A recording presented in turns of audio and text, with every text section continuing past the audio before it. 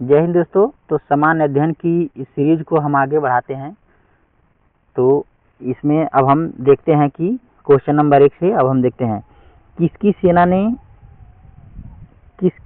ने ग्रीक शासक सिकंदर के साथ झेलम नदी के तट पर मुकाबला किया था। तो ये पोरस की ही सेना थी जो सिकंदर के साथ झेलम नदी के तट पर मुकाबला किया था। यहूदियों के धार्मिक पाठ का नाम क्या है? मूसा संहिता। महाभाष्य लिखा था पतंजलि ने। प्राचीन काल में स्रोत सामग्री लिखने के लिए प्रयुक्त भाषा क्या थी? संस्कृत थी।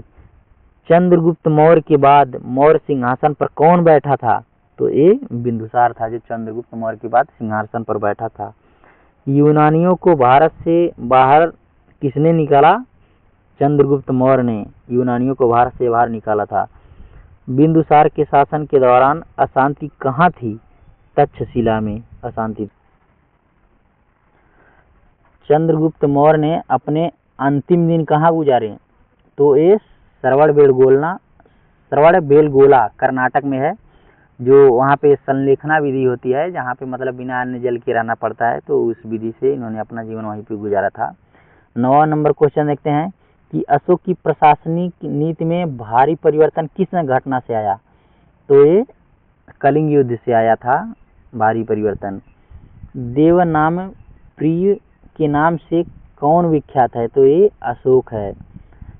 किस शिला राजादेश में अशोक ने कलिंग युद्ध के हताहतों का उल्लेख किया है और युद्ध त्याग की घोषणा की है? तो शिलालेख राजादेश जो था ये 13 नंबर।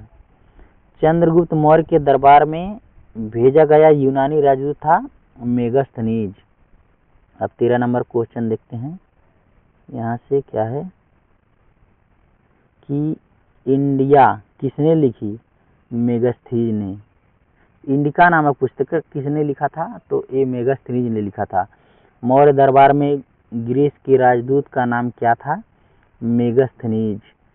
अशोक ने किस बौद्ध साधु से प्रभावित होकर धर्म अपनाया था? तो ये उपगुप्त नामक भिक्षु था, बौद्ध भिक्षु था। इसी से प्रभावित होकर इन्होंने बौद्ध धर्म की ओर मतलब चल दिए थे, बौद्ध धर्म के रास्ते पर। 16 नंबर क्वेश्चन है चंद्रगुप्त मौर्य का प्रसिद्ध गुरु चाणक्य किस विद्या केंद्र से संबंधित था? तो ये तक्षशिला से। तक्षशिला उस समय बहुत महान केंद्र था शिक्षा का।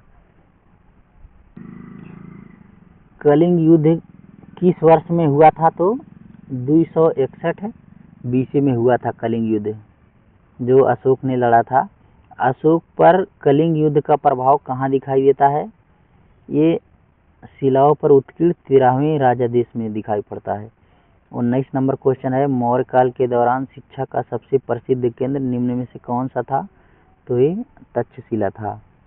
अर्थशास्त्र के लेखक किसके समकालीन थे? तो ये चंद्रगुप्त मौर्य के समय। अब अगला क्वेश्चन देखते हैं कि अर्थशास्त्र की रचना किसने की थी? तो एक कौटिल्य, विष्णुगुप्त, इनका 3 नाम था।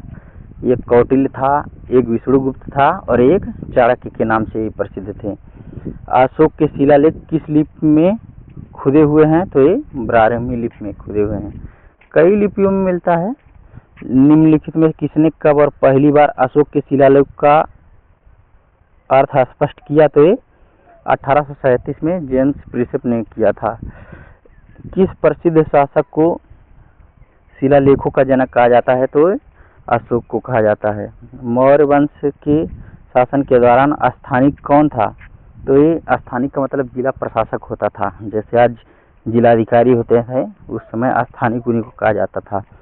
मौर्य वंश के तत्काल बाद किस वंश ने आकर मगध पर शासन किया? तो ये शुंग वंश ने। मिलिंद पन्हो क्या है? तो मिलिंद पन्हो क्या है? एक बौद्ध पाठ है मिलिंद पन्हो।